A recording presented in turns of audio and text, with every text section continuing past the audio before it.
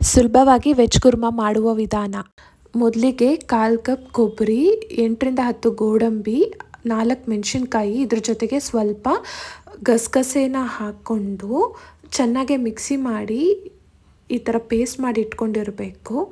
1 carrot, 8ರಿಂದ 10 beans ಮತ್ತು ಆಲೂಗಡ್ಡೆ ಚಿಕ್ಕದಾಗಿ ಕಟ್ ಮಾಡಿ ಇಟ್ಕೊಂಡಿದ್ದೀನಿ. ಇದ್ರ ಜೊತೆಗೆ ಅರ್ಧ ಕಪ್ ಹಸಿ ಬೀನ್ಸ್ನ ತೊಗೊಂಡಿದ್ದೀನಿ ನಾನು.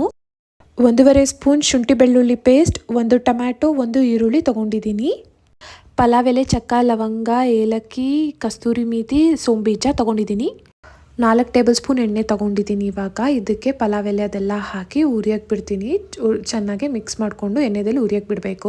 ಇವಾಗ ಈರುಳ್ಳಿ ಹಾಕ್ಕೊಂಡು ಎಣ್ಣೆಗೆ ಚೆನ್ನಾಗಿ ಮಿಕ್ಸ್ ಮಾಡಬೇಕು. ಚೆನ್ನಾಗಿ ಅದು ಬೆಂದಬೇಕು ಈರುಳ್ಳಿ.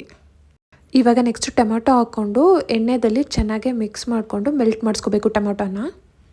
ಇವಾಗ ಈ ಮಿಶ್ರಣಕ್ಕೆ 1.5 ಸ್ಪೂನ್ ಶುಂಠಿ ಬೆಳ್ಳುಳ್ಳಿ ಪೇಸ್ಟ್ ಹಾಕ್ಕೊಂಡು ಚೆನ್ನಾಗಿ ಮಿಕ್ಸ್ ಮಾಡ್ಕೋಬೇಕು ನಾವು. ಇವಾಗ ನೆಕ್ಸ್ಟು ಇದಕ್ಕೆ ಅವಾಗೆ ಮಿಕ್ಸಿ ಮಾಡ್ಕೊಂಡಿದ್ದ ಪೇಸ್ಟ್ನ ಹಾಕಿ ಚೆನ್ನಾಗಿ ಮಿಕ್ಸ್ ಮಾಡಬೇಕು. ಇದು ಚೆನ್ನಾಗಿ ಅದರಲ್ಲಿ ಏನಾದ್ರು ಹಸಿನೆಸ್ ಇದ್ದರೆ ಎಲ್ಲ ಹೋಗೋವರೆಗೂ ಚೆನ್ನಾಗಿ ಮಿಕ್ಸ್ ಮಾಡ್ಕೋಬೇಕು.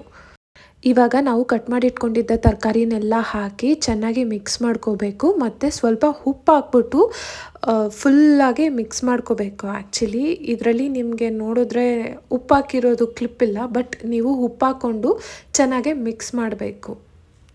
1 ಟೇಬಲ್ ಸ್ಪೂನ್ ಖಾರದ ಪುಡಿ, 1 ಟೇಬಲ್ ಸ್ಪೂನ್ ಗರಂ ಮಸಾಲ ಮತ್ತು ಅರ್ಧ ಟೀ ಸ್ಪೂನ್ ಸ್ವಲ್ಪ ಚಿಟಿಕೆ ಅಷ್ಟು ಅರಿಶಿನ ಹಾಕ್ಕೊಂಡು ಚೆನ್ನಾಗಿ ಮಿಕ್ಸ್ ಮಾಡ್ಕೋಬೇಕು. ಇದನ್ನು ಮಿಕ್ಸ್ ಮಾಡ್ಕೊಂಡಾದಮೇಲೆ ನೀರು ಹಾಕಬೇಕು. ಹಾಕ್ಬಿಟ್ಟು ಚೆನ್ನಾಗಿ ಕುದಿಯೋಕ್ಕೆ ಬಿಡಬೇಕು. ಸೊ ಇದು ಚೆನ್ನಾಗಿ ಕುದೀತಾ ಆದಮೇಲೆ ನೀವು ಕೊತ್ತಂಬರಿ ಸ್ವಲ್ಪ ಮೇಲೆ ಹಾಕ್ಕೊಂಡು ಕುಕ್ಕರ್ ಮುಚ್ಚಿ 1 ವಿಸಿಲ್ ಹಾಕಿಸ್ಕೊಂಡ್ರೆ ಸಾಕು. ಕುಕ್ಕರ್ ಆರಿದ್ಮೇಲೆ ಓಪನ್ ಮಾಡಿದ್ರೆ ಬಿಸಿ ಬಿಸಿಯಾದ ವೆಜ್ ಕುರ್ಮಾ ರೆಡಿ. ನೀವು ಮನೆಯಲ್ಲಿ ತಪ್ಪದೆ ಟ್ರೈ ಮಾಡಿ, ತುಂಬ ಚೆನ್ನಾಗಿದೆ ಟೇಸ್ಟ್.